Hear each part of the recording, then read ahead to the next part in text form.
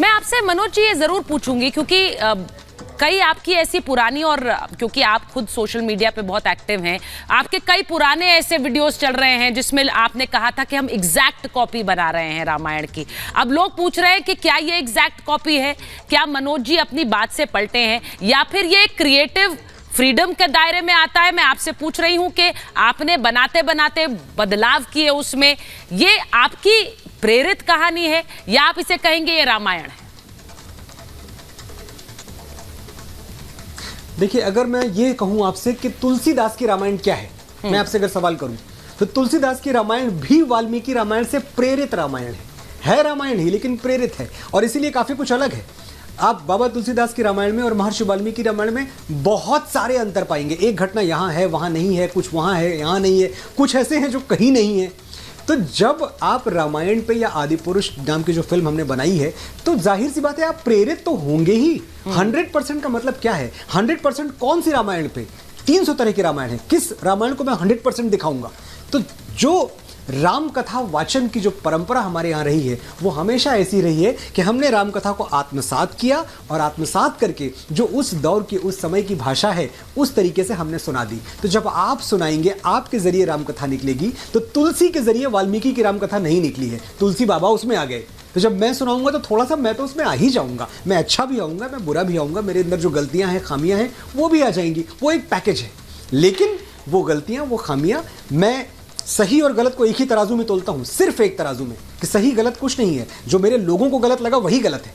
फिर मैं उसके पक्ष में तर्क देने भी नहीं बैठूंगा कि देखिए तर्क ये है, तर्क वो है। तर्क तो मैं हजारों दे सकता हूं, लेकिन तर्क देने से आपकी पीड़ा कम नहीं होगी, आपका दर्द कम नहीं होगा। मेरे लिए आपकी वेदना जरूरी है, आपकी भावना जरूरी है। मैं चाहता हूं कि आप थिएटर से जय श्री राम के नारे लगाते हुए, मुस्कुराते हुए बाहर निकलें और अपने बच्चों को अगली बार दोबारा लेके वो फिल्म दिखाने जाएं। उसके लिए कोई परिष्कृति अगर चाहिए, उसके लिए कोई सुधार चाहिए, तो मैं, मेरे प्रोड्यूसर्स, मेरे डायरेक्टर ओम राउत, श्री भूषण कुमार, हम सब तैयार हैं। हम सब के लिए आपसे बड़ा, आपसे जरूरी कोई और नहीं है। मनोज जी, मैं आपसे यह भी बताऊंगी क्योंकि बहुत से लोगों के बीच मुझे लगता है पिछले 2 दिन जब से ये फिल्म रिलीज हुई है, चर्चा आदि पुरुष को लेकर हुई है। लोग घरों में भी बातें कर रहे हैं, ऑफिसेज में भी बातें कर रहे हैं, कुछ डायलॉग्स की भी बातें हो रही है। आपने इस पर कई बार बोला, लेकिन मैं इसलिए पूछूंगी क्योंकि जब ये डायलॉग की बात आती है, बहुत से लोगों ने ये सवाल किया कि जब ये डायलॉग्स लिखे गए, जब आपने इसको दूसरों से शेयर किया या फिर बतौर एक टीम आप लोग बैठे, जब आपने कहा कि कपड़ा तेरे बाप का, तेल तेरे बाप का, मुझे पता है इसके बारे में आप कई बार बोल चुके हैं, लेकिन क्या इन पर उस समय प्रतिक्रिया नहीं हुई कि इस तरह के डायलॉग्स बजरंगबली कैसे बोल सकते हैं? क्या इस तरह का विमर्श उस समय कुछ हुआ, या आपको लगा कि ये सही था इसलिए आपने किया?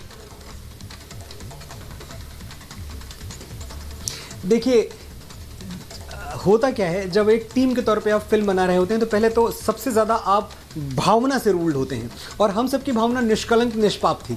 हम में से कोई किसी को ये नहीं कह सकता था कि यार तुम ये पिक्चर किसी अल्टीरियर मोटिव के लिए बना रहे हो, या तुम मनोज मुंतशिर ये लाइन लिख रहा है तो इसको लिखने के पीछे उसका लक्ष्य ये है कि एक दिन इसकी राजनीतिक रोटियां सेकनी है।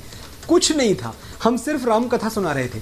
तो ये तो जाहिर सी बात है कि एक कहानी, एक स्क्रिप्ट तकरीबन 50 लोगों की नज़र से गुजरती है इसके पहले कि वो आप तक थिएटर में पहुंचे, तो कहीं से कोई आपत्ति आई नहीं। और आज भी जब आपत्ति आई है तो मैं फिर कह रहा हूं, सवाल सही गलत का नहीं है, सवाल गलत और अलग का है। तो जो हमने किया है ना वो अलग है, और अगर उस अलग को आप पसंद नहीं कर रहे हैं तो ठीक है, हम जो आप चाहते हैं वो लिख देंगे, बिल्कुल लिख देंगे, क्यों नहीं।